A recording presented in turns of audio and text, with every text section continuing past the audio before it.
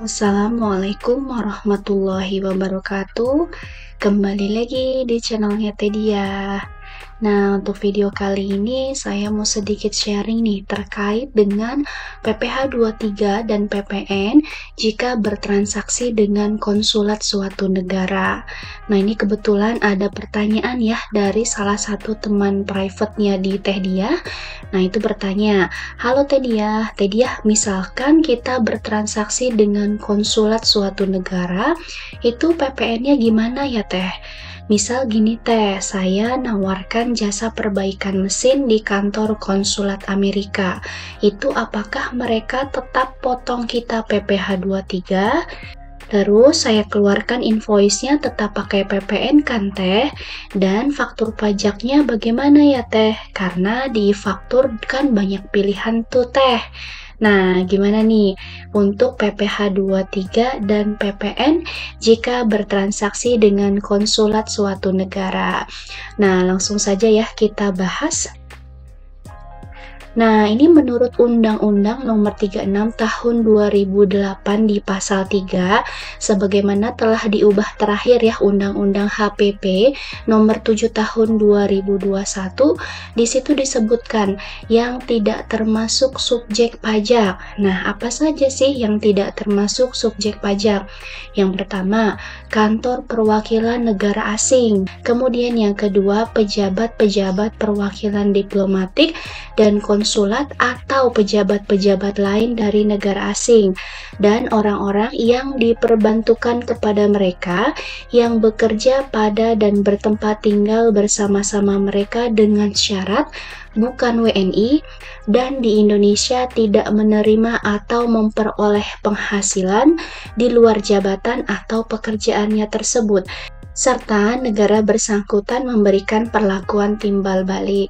Nah, ini poin keduanya. Dan yang terakhir di poin ketiganya, organisasi internasional dengan syarat, yaitu Indonesia menjadi anggota organisasi tersebut, kemudian tidak menjalankan usaha atau kegiatan lain untuk memperoleh penghasilan dari Indonesia, selain memberikan pinjaman kepada pemerintah yang dananya berasal dari iuran para anggota. Pejabat-pejabat perwakilan organisasi internasional dengan syarat bukan WNI, tidak menjalankan usaha, kegiatan, atau pekerjaan lain untuk memperoleh penghasilan dari Indonesia. Kemudian pejabat perwakilan organisasi internasional adalah pejabat yang diangkat atau ditunjuk langsung oleh induk organisasi internasional yang bersangkutan untuk menjalankan tugas atau jabatan pada kantor perwakilan organisasi internasional tersebut di Indonesia. Nah, itu panjang banget ya definisinya yang tidak termasuk subjek pajak. Nah, sepanjang termasuk dalam kriteria di atas ini, maka tidak termasuk subjek pajak dan dikecualikan dari PPh. Nah, itu ya jawaban untuk PPh 23-nya. Insya Allah paham ya Kak Wilda ya dan teman-teman yang menanyakan tentang hal ini. Nah, kemudian yang kedua terkait dengan PPN-nya. Bagaimana dengan PPN-nya? Secara umum, PPN yang terutang atas transaksi penyerahan BKP atau JKP dipungut oleh PKP penjual. Pengusaha kena pajak penjual sepanjang penyerahan dilakukan oleh PKP, kemudian yang diserahkan adalah BKP atau JKP dan penyerahannya terjadi di dalam negeri, maka terutang PPN. Nah, kita highlight ya.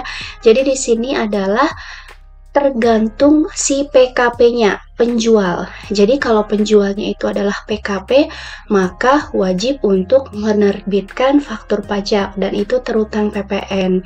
Nah, ketentuan lengkap ini teman-teman bisa lihat ya di Undang-Undang PPN sebagaimana telah diubah terakhir ya, Undang-Undang HPP Nomor 7 Tahun 2021, dan terkait faktur pajaknya merujuk ke Per 3 Tahun 2022. Nah, ini teman-teman bisa cek ya ke aturannya. Jadi, intinya PPN-nya tergantung dari si PKP penjual. Lihat apakah penjualnya itu adalah PKP, maka Kalau PKP maka terutang PPN ya. Nah, kemudian bagaimana dengan kode faktur pajaknya? Bagaimana dengan kode faktur pajaknya? Nah, kodenya ini masih 010 ya. Jadi faktur pajak normal. Nah, sepanjang tidak termasuk wajib pungut PPN berikut, yaitu instansi pemerintah, kemudian kontraktor, kontrak kerjasama pengusahaan minyak dan gas bumi, dan kontraktor atau pemegang kuasa atau pemegang izin pengusahaan sumber daya panas bumi. Dan yang terakhir BUMN. Nah, sepanjang tidak termasuk wajib pungut PPN ketiga ini, maka faktur pajaknya menggunakan 010. Nah, mudah ya? Gimana? Kak Wilda mudah-mudahan sudah paham. Ini adalah dasar hukumnya yang mendasari kena PPN dan tidak terhutang PPh 23. Nah, itu saja yang bisa disampaikan untuk video kali ini. Terima kasih yang sudah menonton, like, subscribe. Jika ada teman-teman yang mau bertanya, silahkan komentar. Insya Allah jika sempat saya akan balas. Terima kasih. Wassalamualaikum warahmatullahi wabarakatuh.